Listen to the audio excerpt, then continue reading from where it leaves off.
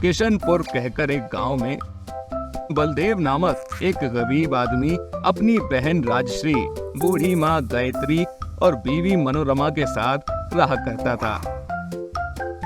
बलदेव का गांव में एक फास्ट फूड स्टॉल था जिसमें वो तरह तरह के फास्ट फूड व्यंजन बनाकर बेचा करता था।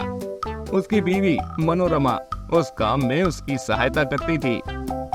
वाह वाह वाह वाह, क्या डोसा है और क्या सांबर है, मजा ही आ गया। यार बलदेव, तुम्हारा स्टॉल किसी स्वर्ग से कम नहीं है यार। इतने बढ़िया बढ़िया पकवान, उफ, क्या ही कहूँ मैं। ये बर्गर और ये सैंडविच, ये तो एकदम मस्त और जबरदस्त है। अरे थैंक यू भाई साहब। बलदेव अपने फास्ट फूड स्टॉल के सहारे ही अपने परिवार का पेट पालता। उसकी बहन राजश्री की शादी को सिर्फ 1 महीना बाकी था, इसलिए बलदेव और मनोरमा दिन रात खून पसीना एक करके मेहनत कर रहे थे और पैसे जुटा रहे थे। मनोरमा, ये लो, इन पैसों को सहेज कर अलमारी में रख दो, क्योंकि अगले महीने मेरी छोटी की शादी है। हमारे पास और 1 महीना बचा है, ढेरों पैसे इकट्ठा करने हैं। जी बलदेव जी, मैं अपनी ननद की शादी एकदम धूमधाम से करके रहूंगी। लेकिन 2 दिनों बाद किशनपुर गांव में भूकंप आ जाता है, जिसमें सब कुछ बर्बाद हो जाता है और आधा गांव मर जाता है।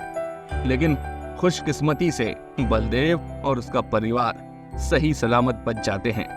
अब वो लोग उस गांव में शिफ्ट हो जाते हैं जहां पर राजश्री का मंगेतर नकुल होता है। लेकिन वहां पर उनके पास ना पैसा बचा था, ना ही कुछ सामान।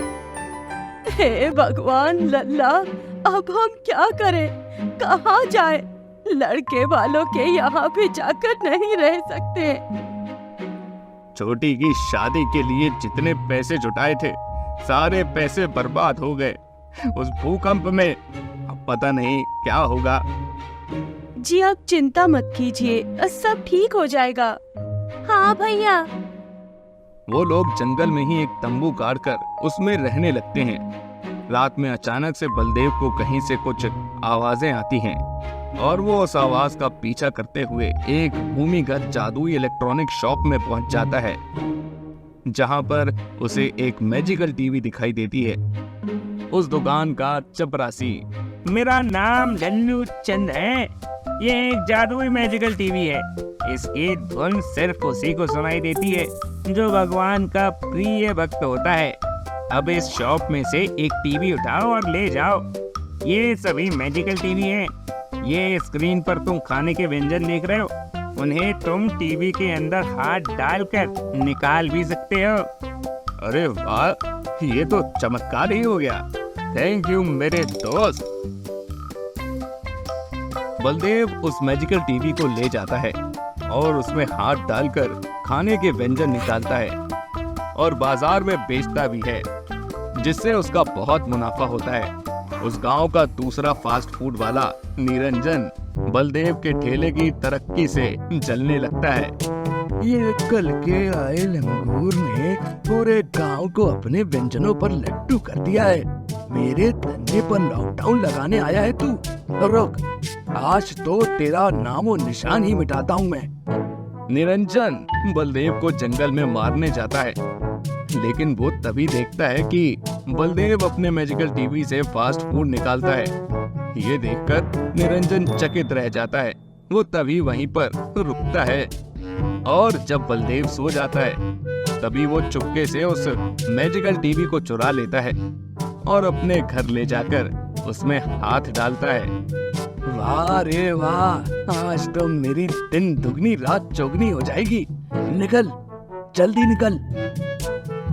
लेकिन कुछ निकलने की जगह वो खुद ही उस मैजिकल टीवी में कैद हो जाता है। वो टीवी अपने आप फिर से बलदेव के पास ही चली जाती है।